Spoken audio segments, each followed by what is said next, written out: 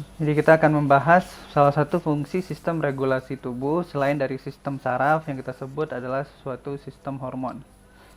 Nah, apa itu hormon? Yang perlu dipahami bahwa hormon itu adalah suatu zat yang dihasilkan oleh suatu sel atau sekelompok sel masuk ke dalam cairan tubuh, punya kontrol fungsi terhadap sel lain. Ini yang penting harus dipahami. Dan berdasarkan tempat kerja, dibagi menjadi dua umum, yaitu hormon lokal dan hormon umum.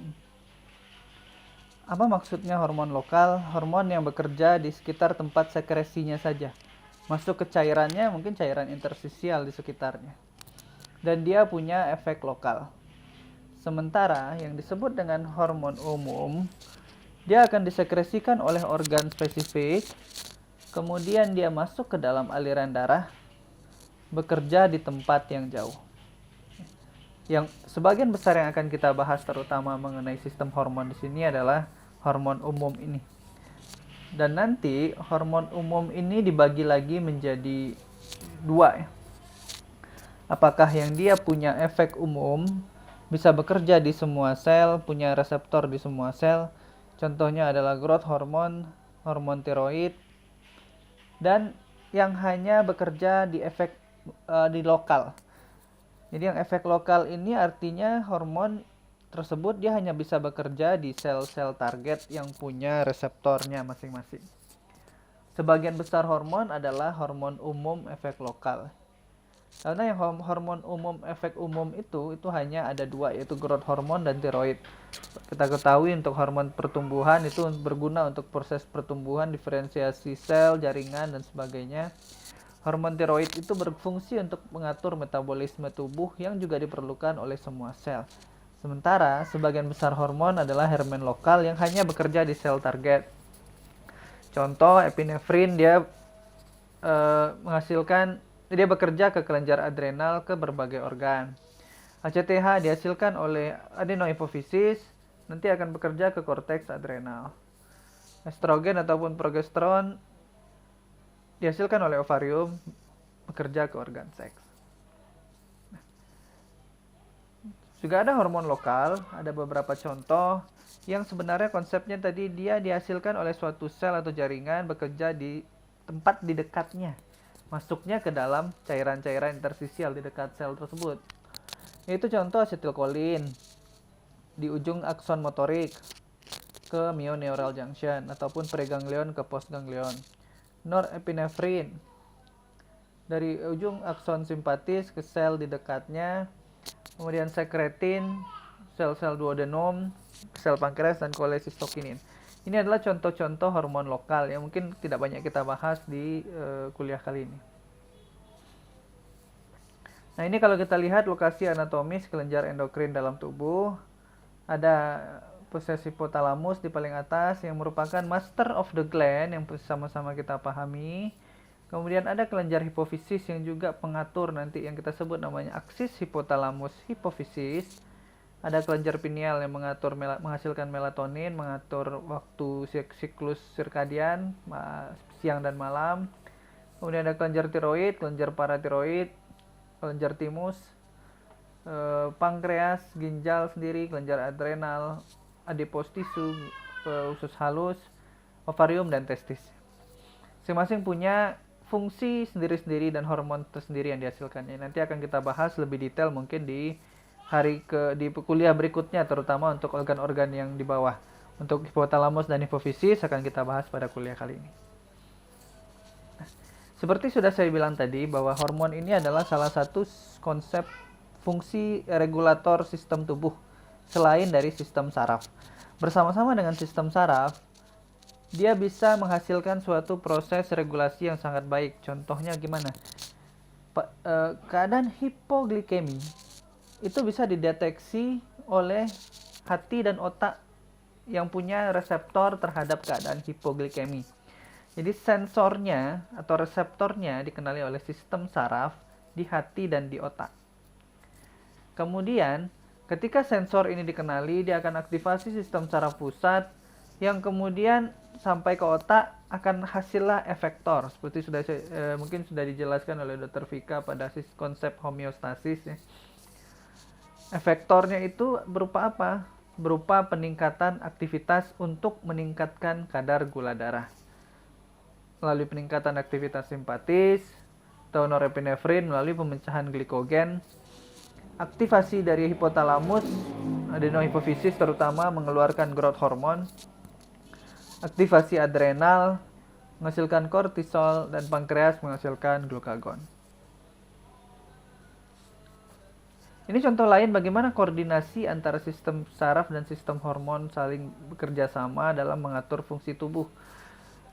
Dalam hal penurunan volume darah, ada deteksi baroreseptor pada jantung, ginjal, dan otak yang kemudian akan mengaktifasi peningkatan volume darah di dalam sirkulasi oleh aktivitas baik itu simpatis melalui pengeluaran norepinefrin yang menghasilkan efek vasokonstriksi dan hipotalamus yang nanti akan bisa mengeluarkan beberapa hormon juga di sana. Contohnya di sini ADH, atrium nanti mengeluarkan ANP, adrenal natriuretic peptide, adrenal mengeluarkan kortisol, ginjal mengeluarkan renin, angiotensin, aldosteron sistem. Jadi suatu reseptor oleh sistem saraf dikenali sampai ke otak mengaktifasi sistem saraf yang lain ataupun sistem hormon. Inilah indahnya sistem regulasi di dalam tubuh. Sebelum kita lanjut yang lebih detail, mungkin ini juga sudah dibahas pada awal-awal bagaimana komunikasi antar sel terjadi. Ada proses gap junction, hubungan langsung sementara, parakrin dari satu sel ke sel di dekatnya, neurotransmitter dari suatu sel saraf menghasilkan ke sel di dekatnya melalui celah neurosinaps namanya. Endokrin atau hormon di sini dari suatu sel yang mensekresi masuk ke dalam pembuluh darah, bekerja di sel yang lain atau sel yang jauh tempatnya. Dan ada yang kita sebut neurohormon dari suatu sel hormon yang mensekresikan masuk ke dalam pembuluh darah, bekerja di sel yang lain.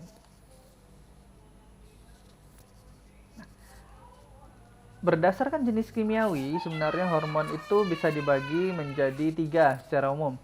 Ada yang protein atau peptida yang merupakan hormon yang paling banyak.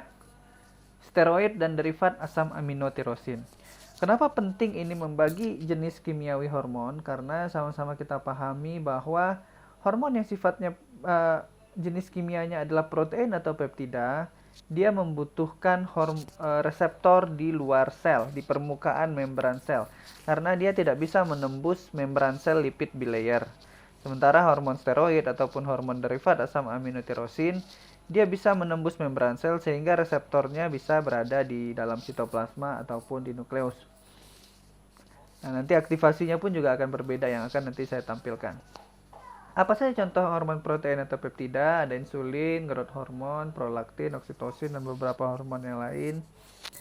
Kemudian steroid itu hormon stres, hormon seks, dan vitamin D. Kemudian derivat asam aminotirosin, hormon tiroid, T4 dan T3, dan hormon adrenal atau katekolamin, epinefrin dan norepinefrin.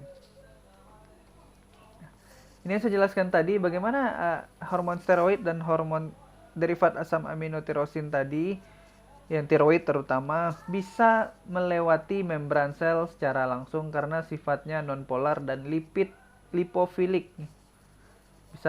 Bisa larut dalam lemak. Yang dia nanti akan berikatan dengan reseptornya pada sitoplasma atau inti sel, yang kemudian protein akan berikatan dengan gen di DNA pada inti sel yang akan menstimulasi ekspresi gen memproduksi protein mRNA sampai dikeluarkan oleh nukleus, dikeluarkan oleh sel. Protein yang dihasilkan itulah yang menghasilkan ekspresi genetiknya nanti. Mekanisme kerjanya begitu. Sementara pada hormon peptida, karena sifatnya memiliki polaritas, dia tidak bisa melewati membran sel, dia butuh ada suatu reseptor protein tertentu pada permukaan sel yang mampu melakukan aktivasi enzim berikutnya sehingga memproduksi second messenger ke dalam sel. Dalam hal ini contohnya adalah cAMP, yang kemudian si second messenger ini akan mengaktifasi atau deaktifasi bermacam-macam enzim enzim nanti akan mengubah substrat inaktif menjadi aktif dan akhirnya menjadi suatu zat yang akan menghasilkan suatu ekspresi genetik atau ekspresi tertentu. Bagaimana kontrol feedback enzim? Ini mungkin sudah dijelaskan juga di homeostasis bagaimana feedback kontrol. Umumnya adalah umpan balik negatif seperti sudah dijelaskan. Maksudnya apa? Ketika terjadi peningkatan hormon yang akan merangsang sel target untuk menghasilkan suatu produk, produk yang ada berlebih ini karena peningkatan hormon akan menghambat suatu kelenjar untuk menghasilkan hormon berikutnya. Sehingga kadar hormonnya stabil, tidak akan lebih tinggi. Dan begitu juga ketika suatu produknya turun, sementara dibutuhkan dia produk dalam jumlah yang cukup banyak, akan merangsang kelenjar itu untuk mengeluarkan hormon, yang hormon nanti akan merangsang si sel target menghasilkan produk sampai jumlah yang diatur. Ketika jumlahnya sudah melewati jumlah yang batas normal, maka kembali lagi ke nomor A di sini ya. Produk yang ada itu akan menghambat kelenjar mengeluarkan hormon berikutnya. Inilah indahnya umpan balik negatif. Kita harus paham bahwa mekanisme inilah yang mempertahankan fungsi tubuh kita dalam rentang normal atau homeostasis kita sebutnya. Sementara ada umpan balik positif, tapi memang pada sistem hormon umpan balik positif ini relatif tidak banyak maknanya ya. Nah, ini bagaimana saya bilang mekanisme umpan balik negatif dari suatu kortisol dan epinefrin. Contohnya saja ya. Ketika kortisol ini dihasilkan, ya ini limbik sistem mengaktifasi CRH, mengaktifasi adenohipofisis mengeluarkan ACTH ke korteks adrenal, sampai akhirnya keluarlah kortisol dan epinefrin. Kortisol ini menjadi penghambat pelepasan hormon ACTH oleh adenohipofisis. Kortisol ini juga menjadi penghambat pelepasan hormon CRH oleh hipotalamus. Penghambat juga ke sistem limbik untuk mengeluarkan sekresi dari hipotalamus. Hal inilah nanti akan menghambat CRH, menghambat ACTH, dan menghambat pelepasan dari kortisol. Ya, mekanisme umpan balik yang sangat bagus. Kontrol lain selain dari umpan balik negatif yang paling umum, juga bisa didapatkan melalui sistem persarafan. Ada yang tersebut namanya pulsasi genetik atau didapat. Bagaimana maksudnya? Jadi pada keadaan ada rangsangan yang merangsang sistem saraf, baik itu rangsangan luar ataupun rangsangan dalam. Contohnya di sini ada suatu rangsangan luar terhadap papila mame. Si bayi mau menyusu kepada ibunya. Maka hisapan dari bayi akan merangsang keluarnya oksitosin. Itu rangsangan luar, ya. Pulsasi didapat. Dia akan mengeluarkan hormon secara pulsatile. Ya. Pulsatile maksudnya pulsat. Zup, sewaktu udah hilang. Zup, sewaktu hilang. Itu rangsangan sewaktu itulah yang akan menghasilkan pulsasi pelepasan hormon. Begitu juga ada rangsangan dalam ketika ada proses stres, nyeri, emosi, takut, dan sebagainya, berdiri lama, akan mengeluarkan hormon dalam waktu secara pulsatile. Sudah berhenti. Ya. Ini bagaimana pengontrolan sistem saraf itu berpengaruh juga terhadap pengeluaran hormon. Dan kemudian ada juga istilah lain, pengontrolan lain, yaitu kronotropik, di mana dia bisa dihasilkan atau dikeluarkan pada waktu-waktu tertentu. Apakah secara harian, ini siklus siang dan malam ya, oleh melatonin nantinya. Dia akan dikeluarkan sesuai dengan siklus. Kemudian yang pada keadaan irama pertumbuhan, ini kita contoh pengeluaran aktivasi dari GnRH ataupun GH. GH akan meningkat pada fase pubertas sangat tinggi sekali. GnRH atau gonadotropic releasing hormone akan keluar pada fase mendekati fase pubertas tinggi sekali. Sehingga terpiculah suatu fase pubertas, pengeluaran hormon seks. Begitu juga irama bulanan, menstruasi, dia akan naik turun hormonnya sesuai dengan siklus bulanan. Nah, dia hormon LTH-nya meningkat, FSH-nya turun, dan seterusnya. Kemudian juga ada irama musiman, ini nanti mengatur bagaimana pengaturan hormon metabolisme terutama. Tapi ini di tempat kita yang musimnya 2 itu relatif tidak begitu banyak peran. Lebih banyak peran pada musim orang dengan musim 4 musim. Sekarang untuk bisa bekerja sebenarnya hormon itu harus dalam bentuk ditransport dan umumnya diperlukan dalam bentuk bebas. Dalam bentuk terikat dia biasanya tidak bisa bekerja dengan baik. Nah, pada keadaan tertentu dia juga diperlukan untuk ditransfer dalam bentuk terikat. Kenapa? Karena biasanya ini adalah hormon-hormon yang produksinya lama, efek kerjanya juga lama. Contoh yang hormon yang bebas ditransfer ini adalah hormon yang efek kerjanya cepat dan produksinya cepat. Hormon katekolamin, beberapa hormon protein dan peptida. Sementara yang terikat globulin ini hormon tiroid. Kita ketahui tiroid itu dia diproduksinya lama, efek kerjanya juga lama karena proses pengaturan metabolisme. Dan untuk bisa tiroid ini bekerja, nanti dia harus di dalam bentuk bebasnya dulu. Tetap semua hormon itu harus dalam bentuk bebas supaya bisa bekerja. Nanti dia bisa dilepaskan di perifer menjadi dalam bentuk bebasnya. Dan nanti dia hormon ini akan kembali ke sirkulasi melalui sistem limfatik. Nah, sekarang bagaimana hormon itu bisa bekerja? Ada 3 syarat syarat utama kerja hormon. Yang pertama adanya reseptor spesifik, baik itu di membran, sitoplasma ataupun nukleus. Dan yang kedua harus ada ikatan antara hormon dengan reseptor. Dan yang ketiga ada sinyal intrasel yang diaktifkan sehingga mengaktifkan aktivitas spesifik di dalam sel tersebut. Nah, ini reseptor mungkin tadi sudah sekilas dibahas. Ada 3 lokasi reseptor, ada membran sel, sitoplasma, dan nukleus. Untuk sifatnya yang lipofobik, maka dia hanya bisa memiliki reseptor di membran sel karena dia tidak bisa masuk melewati membran. Dan respon pada membran sel itu dalam hitungan detik, dan konsepnya dia akan mengaktifasi yang kita sebut namanya second messenger. Ada siklik AMP, siklik GMP, kalsium kolmodelin, inositol trifosfat, diasilgliserol, dan lain sebagainya. Selanjutnya yang sitoplasma, dia ini adalah beberapa hormon steroid. Nanti setelah masuk ke sitoplasma langsung ke nukleus untuk kontak dengan DNA. Respon muncul agak lama dibandingkan dengan reseptornya yang punya di membran sel. Begitu juga untuk yang di nukleus. Beberapa hormon steroid dan tiroid. Nanti akan kita lihat. Nah, ini bagaimana kita lihat hormon dengan reseptor di membran sel. Molekul reseptor hormonnya berikatan yang akan mengaktifasi adenylat siklase, suatu enzim untuk mengubah ATP menjadi siklik AMP. Siklik AMP inilah yang kita sebut namanya second messenger atau pembawa pesan kedua. Pembawa pesan ini dia akan mengaktifasi enzim dari bentuk inaktif menjadi bentuk aktif, sehingga enzim yang aktif tadi akan mengubah substrat dalam bentuk inaktif menjadi aktif yang akan membuat perubahan seluler. Sementara ini adalah hormon steroid yang memiliki reseptor pada nukleus. Dia akan langsung melewati membran sel, masuk ke dalam nukleus, berikatan dengan reseptornya pada nukleus, yang kemudian nanti dia akan menghasilkan perubahan DNA, menghasilkan mRNA, menghasilkan protein, yang inilah yang akan membuat menghasilkan perubahan seluler. Kemudian ada istilah yang kita sebut namanya up and down regulation.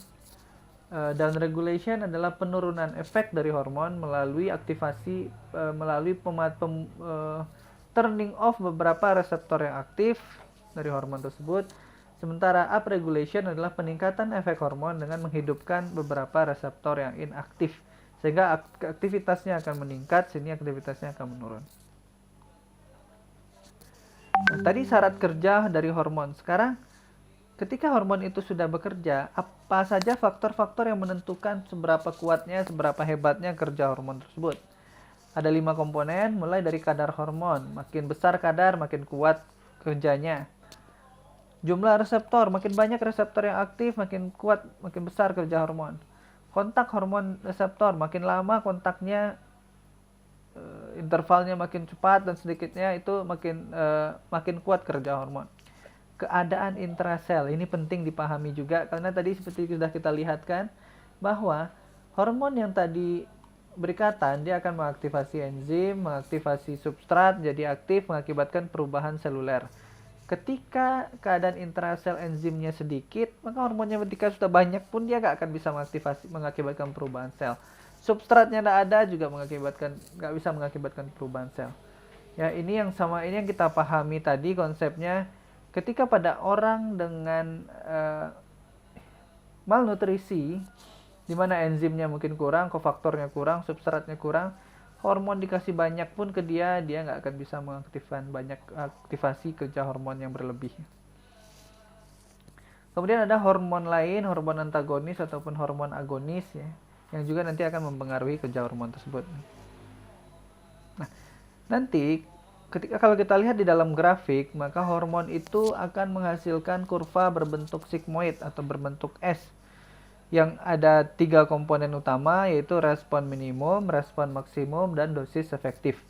Kemudian ada istilah yang kita sebut namanya penurunan responsivitas, yaitu ketika efek maksimum akan berkurang berapapun tingginya kadar hormon, dan ada penurunan kesensitivitasan, yaitu dibutuhkan kadar hormon yang lebih tinggi untuk mencapai efek normal.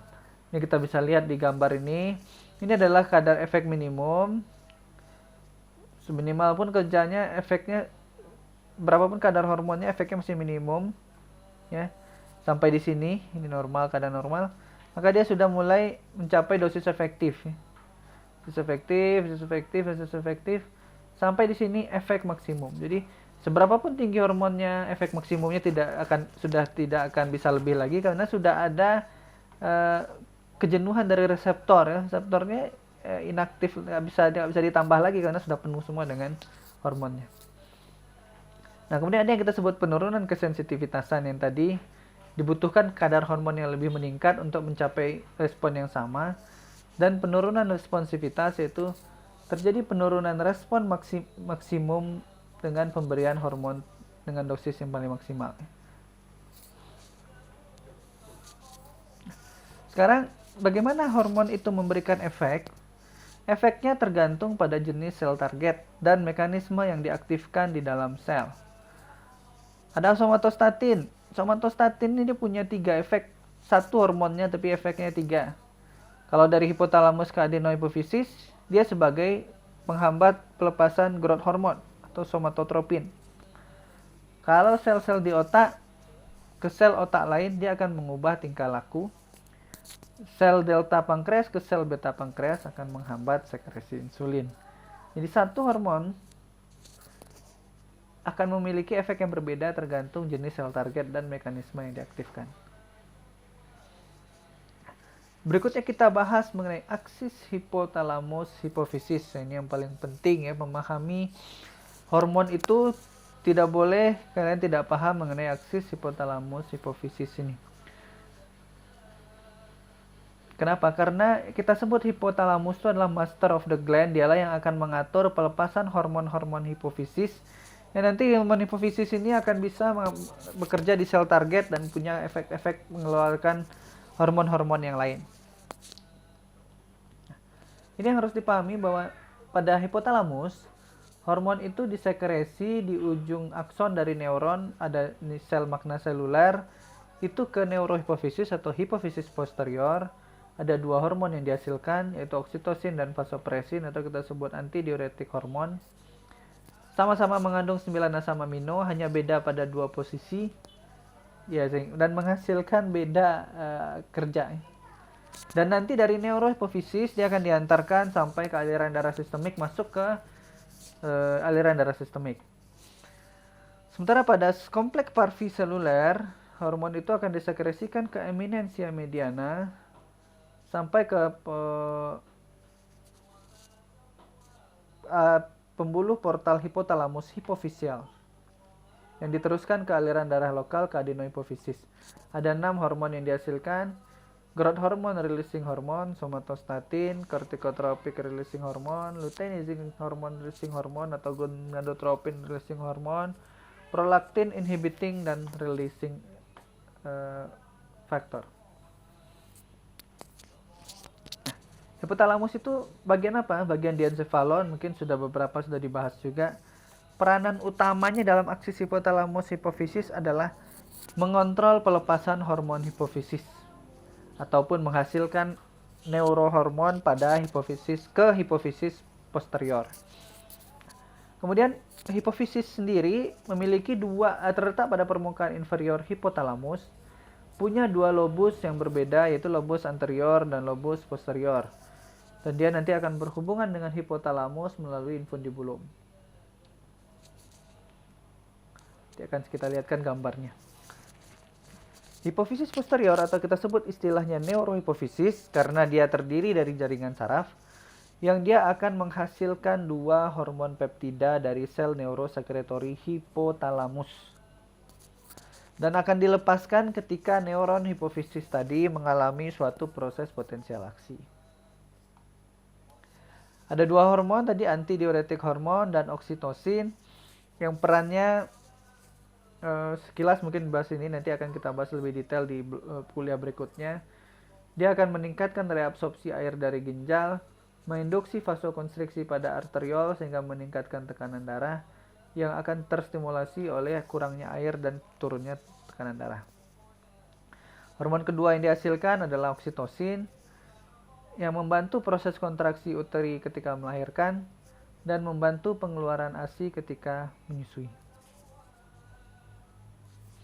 Sementara hipofisis anterior atau kita sebut nama lainnya adalah adenohipofisis, dia terdiri dari sel epitel kelenjar dan mensekresikan 6 hormon peptida. Masing-masing tipe sel yang berbeda mensekresikan satu hormon peptida. Jadi satu tipe sel, satu hormon dihasilkannya.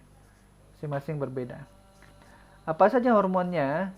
Dia menghasil hormon hipofisis anterior tadi adalah hormon TSH yang nanti akan pergi ke kelenjar tiroid, mensintesis dan melepas hormon tiroid, berguna untuk proses pertumbuhan tiroid.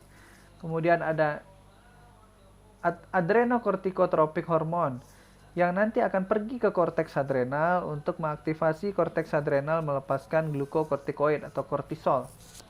Kemudian ada growth hormone atau somatotropin yang akan menstimulasi sekresi faktor pertumbuhan dari berbagai jaringan, sehingga nanti growth faktor tersebut, salah satunya adalah somatomedin, nanti akan kita bahas di kuliah berikutnya juga, menstimulasi pertumbuhan, sintesis protein, penghancuran lemak, dan peningkatan kadar gula darah.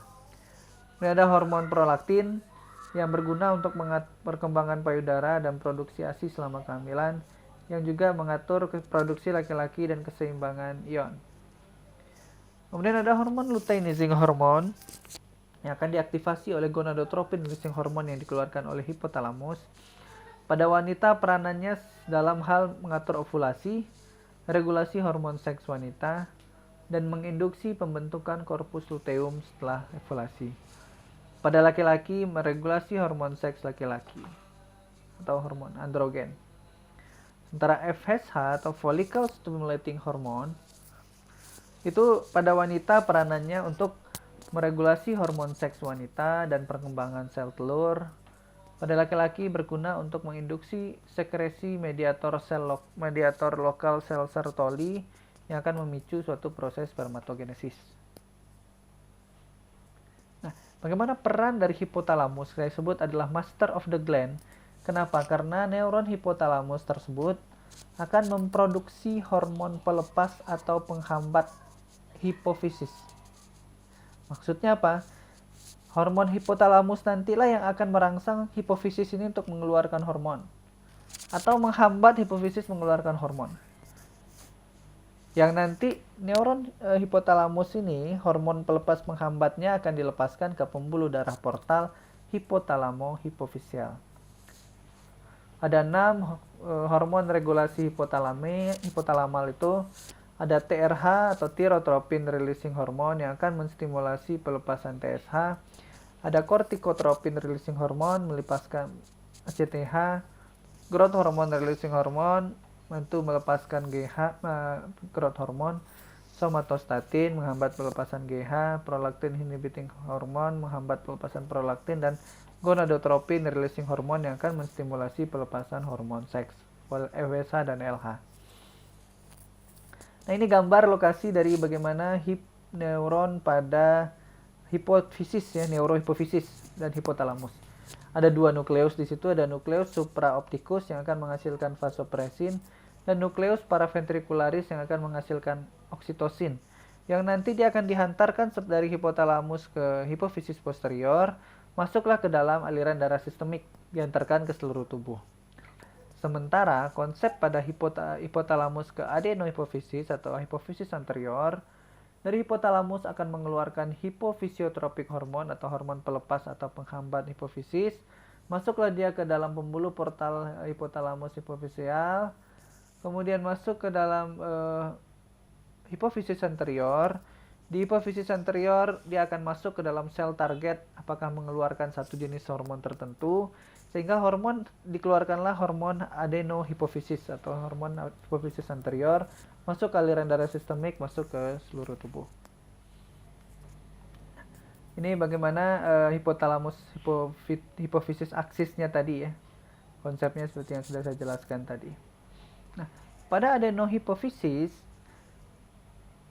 dia akan merangsang pelepasan dari hormon-hormon adenohipofisis oleh adanya hormon hipofisiotropik dari hipotalamus tadi.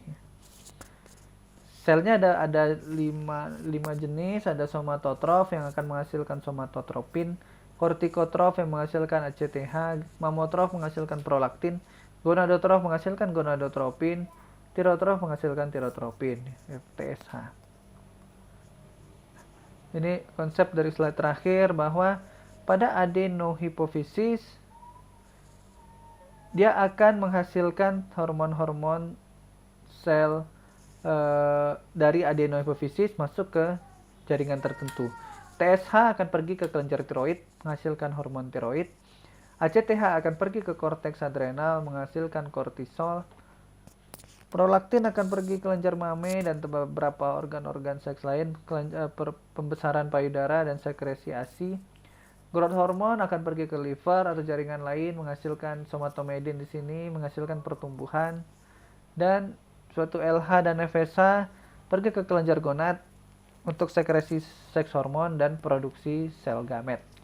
Sementara hormon hipofisis posterior, konsepnya dia akan masuk ke dalam sel pembuluh darah, yang akan disirkulasi sampai ke seluruh tubuh.